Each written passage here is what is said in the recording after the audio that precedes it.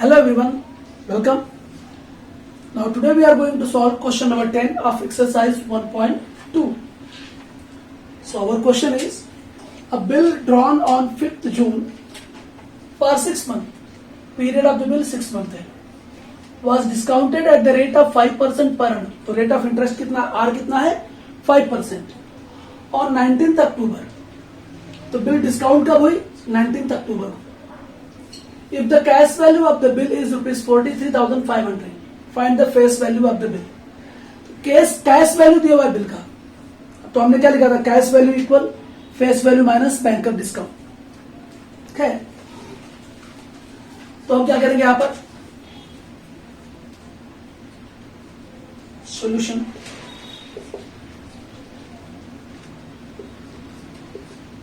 Date of drawing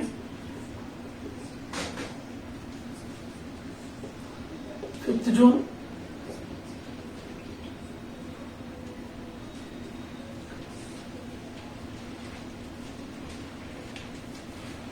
period of the bill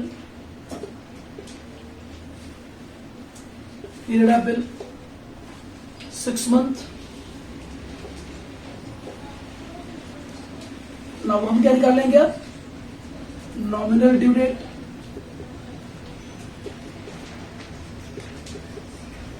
तो nominal due date क्या होगा, जून के बाद 6 मंथ आगे जाते हैं, तो जुलाई अगस्त सितंबर अक्टूबर नवंबर एंड दिसंबर. 5th दिसंबर क्या आ गया हमारा नॉमिनल ड्यू डेट.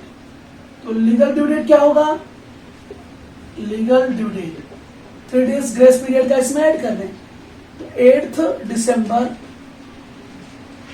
ये क्या हो गया हमारा लीगल ड्यू डेट. ठीक है, प्रॉब्लम में आपको दिया हुआ है cash value of the bill. Cash value is given to us 43,500. R is given 5% per annum. हमें क्या निकालना है यहां पर प्रॉब्लम में, find the face value of the bill. Now cash value is equal to, या हम पहले क्या निकालेंगे यहां पर, number of days, date of discount से लेकर. तो डेट ऑफ डिस्काउंट भी लेना चाहिए था यहाँ पे. डेट ऑफ डिस्काउंट क्या है, डेट ऑफ डिस्काउंट, और डेट ऑफ डिस्काउंट दिया हुआ है प्रॉब्लम में 19th अक्टूबर.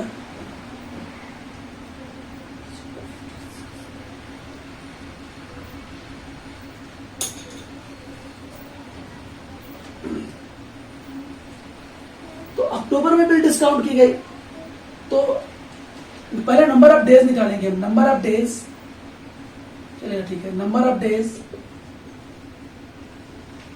जैसे हम बाद में लिख लेते ज्यादा अच्छा रहेगा, नहीं तो आप कंफ्यूज हो जाएंगे. तो हम पहले नंबर ऑफ डेज निकाल लेते हैं, पीरियड निकाल लेते हैं, कितने 6 मंथ तो है, नंबर ऑफ डेज निकालेंगे यहाँ पे. Number of days from the date of discount to legal due date. जो डिस्काउंट है वो कितने पीरियड का निकलेगा, जिस दिन बिल डिस्काउंट की गई to the legal due date, तो इन दोनों के बीच में कितने दिन हो रहे हैं 6 मंथ. तो पीरियड अलग दिया हुआ है, period of the bill total है, वो कहां से काउंट हो रहा है 5th जून से. बट हमें जो डिस्काउंट निकालना होता है वो कहां से निकालना होता है, डेट ऑफ डिस्काउंट से लेकर लीगल ड्यू डेट तक का. तो उस बीच में कितने डेज है वो निकालना होगा. तो बिल कभी डिस्काउंट हुई है भाई 19th अक्टूबर. तो अक्टूबर, नवंबर एंड दिसंबर एंड टोटल डेज. तो अक्टूबर 19th को हुआ है, तो अक्टूबर में 31 डेज होते हैं. 31 डेज में से 90 डेज माइनस कर लें, तो अक्टूबर के 12 डेज, नवंबर के 30 डेज, और दिसंबर 8 को भी डिस्काउंटेड हुई है, तो दिसंबर का 8 डेज. हमें टोटल करेंगे 42 प्लस 8 50 डेज आएंगे. तो टोटल कितने डेज आ गए 50 डेज. तो हमें 50 डेज का जो पीरियड है उस पर डिस्काउंट निकालना है, ना कि पूरे 6 मंथ का. सो ध्यान दीजिए यहाँ पर जो नंबर ऑफ पीरियड डेज है वो 50 डेज है, उसको हम ईयर में कन्वर्ट करने के लिए 365 से डिवाइड कर देते हैं. 5 से 5 1 जा 5, 5 7 जा 35, 5 3 जा, तो जो पीरियड है यानी इक्वल वो 10/73 हो जाएगा। तो पीरियड मिल गया हमें। तो अब हम क्या करेंगे, हमको प्रॉब्लम में दिया है cash value of the bill, कितना कैश वैल्यू दिया हुआ है 43,500 और रेट ऑफ इंटरेस्ट दिया हुआ है 5% पर एनम। अब हमें निकालना क्या प्रॉब्लम में है, face value of the bill, face value of the bill question mark. तो हम क्या करेंगे, फॉर्मूला लिखेंगे। हमारे पास प्रॉब्लम में क्या है, कैश वैल्यू इक्वल्स टू, या हम यहां पे ले लेते हैं कि फेस वैल्यू बिल का क्या है, X रुपीज है। Let the face value of the bill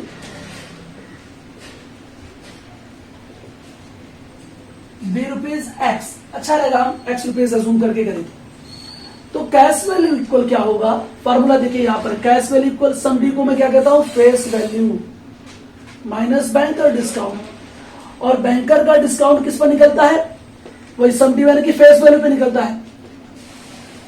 तो face value minus face value into period n into r upon 100, ये फॉर्मूला हो गया हमारा।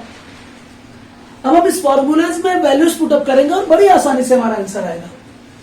तो कैश वैल्यू ऑफ बिल कितना दिया हुआ है हमारे पास प्रॉब्लम में, 43,500। फेस वैल्यू हमने X रुपीज एज्यूम कर लिया, X इंटू पीरियड एन कितना आ गया 10/73 days into rate of interest is 5% upon 100। तो 43,500 is equals to X minus 50x upon 73 upon 100। अब इसको सॉल्व करेंगे बहुत आसानी से नॉर्मली, तो हमारा आंसर आएगा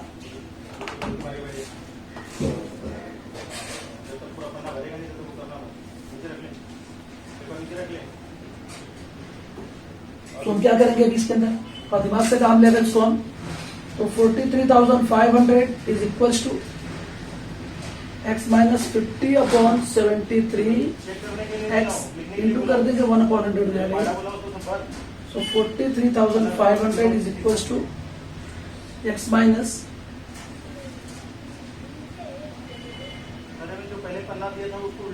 3x अपॉन आगे, तो 43,500 से इसे क्रॉस मल्टीप्लिकेशन कर लो, 7,300x माइनस 50x अपॉन 7,300। तो देयरफॉर क्या हो जाएगा, 43,500 इज इक्वल्स टू, इसमें से 50 माइनस कर लो, 7,250x अपॉन 7,300, 0 से 0 कैंसल, 43,500 इंटू 730, ये अपॉन आ जाएगा 725 इज इक्वल्स टू x, दिख रहा है।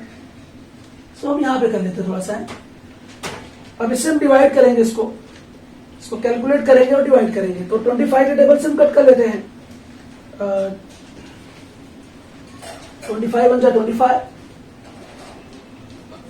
18 रिमेनिंग 185,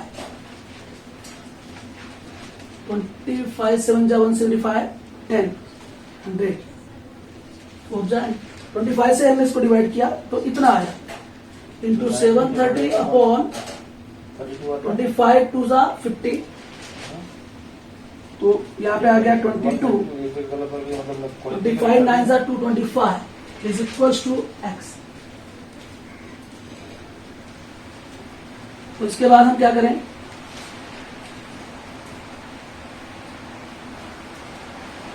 29 6 जा 174 होगा, 133 आएगा, इतना आ गया। x इक्वल्स टू मल्टीप्लाई कर दो, 43,800 rupees is the value of x, that is face value of the bill. Therefore, face value of the bill is rupees 43,800. So, this is question number 10. Now, you will join us in next lecture for question number 11. Till then, have a nice day. Bye-bye.